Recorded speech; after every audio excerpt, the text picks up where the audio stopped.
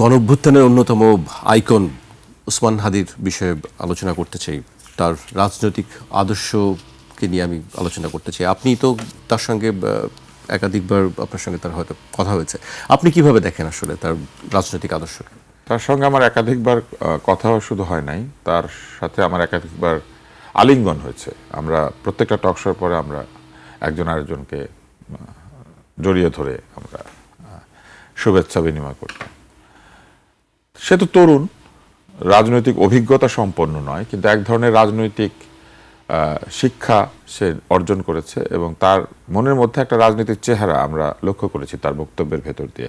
নতুন এবং ফিরে আসা গ্রাহকদের জন্য নগদে চলছে ক্যাশব্যাক সহ প্রতিদিন হাজারো উপহার জেতার সুযোগ। হবে আশা আর ফেরা, সারপ্রাইজ সেরা।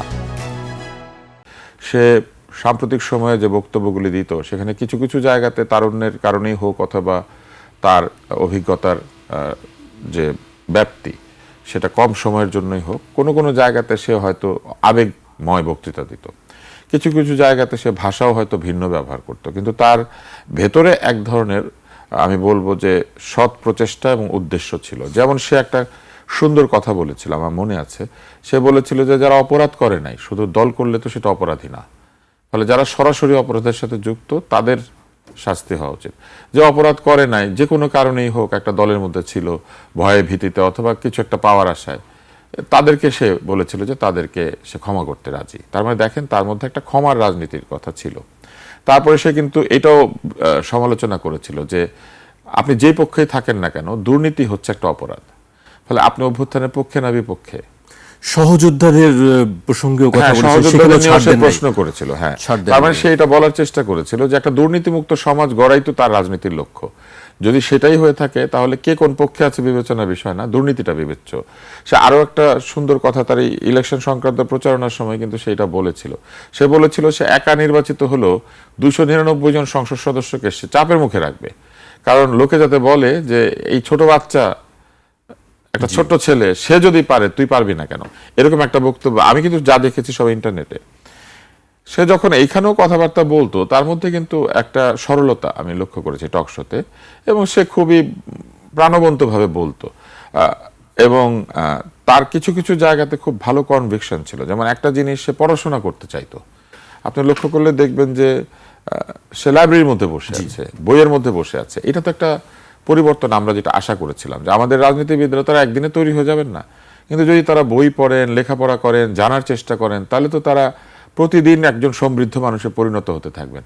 আজকে আপনি অ্যারিস্টটল পড়লেন, কালকে আপনি সক্রেটিস পড়লেন, পরশু আপনি অমর্ত্য সেন পড়লেন, তারপরের দিন আপনি ইকবালের কবিতা পড়লেন। এইভাবেই তো একটা মানুষ তৈরি হয়।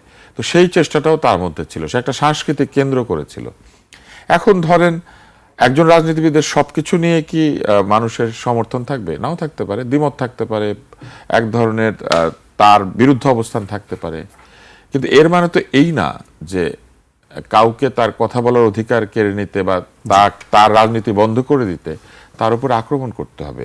যে ঘটনার মধ্যে দিয়ে আজকে আমরা আলাপটা করছি, খুব সাদাসিধে জীবনই দেখেন তার শত্রু হলো। আজকে তারই বন্ধুরা কিন্তু অনেকে প্রাডো, মাইক্রোবাস, এটা সেটা চড়ছে, সে তো চড়ে নাই। অথচ দেখেন এইটাই তার জন্য একটা বিপদের কারণ হলো। সে একটা সাধারণ রিকশায় চড়ে জুমার নামাজের পরে বের হয়েছে।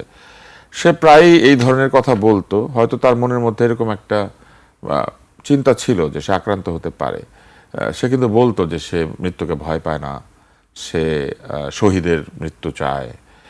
জুমার নামাজ পড়ে বের হয়ে আসার পরে আপনি চিন্তা করেন, মানে একজন লোক আসলে ওই সময় পবিত্র অবস্থায় আছে, তার উপরে যে গুলি চালিয়েছে, আমি ঘৃণা জানানোর ভাষা নাই, এটার প্রতিবাদ জানানোরও সঠিক উপায় কি এটাও আমি জানি না, কিন্তু এত নির্মমতা, জি, এবং এত নিষ্ঠুরতা, এই বাংলাদেশের পরিবর্তন কিন্তু হাদি চেয়েছিল। এবং তার লক্ষ্য কি? সে নির্বাচনে কেন দাঁড়িয়েছে? প্রবল প্রতিপক্ষ তার।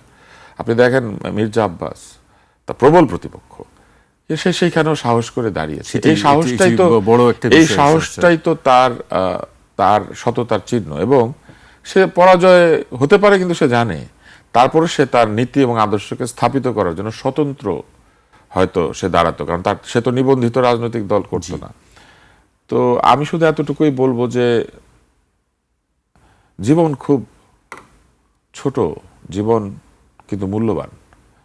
এবং প্রতিটি জীবন মূল্যবান, যার এত সম্ভাবনা, তাকে অঙ্কুরে বিনষ্ট করার যে প্রক্রিয়া, এই প্রক্রিয়া থেকে যদি বাংলাদেশ বের হয়ে আসতে না পারে, তাহলে আমি এই বাংলাদেশের অনেক সম্ভাবনা দেখি, কিন্তু এই বাংলাদেশে মানুষ তৈরি হওয়ার সম্ভাবনা আর দেখি না।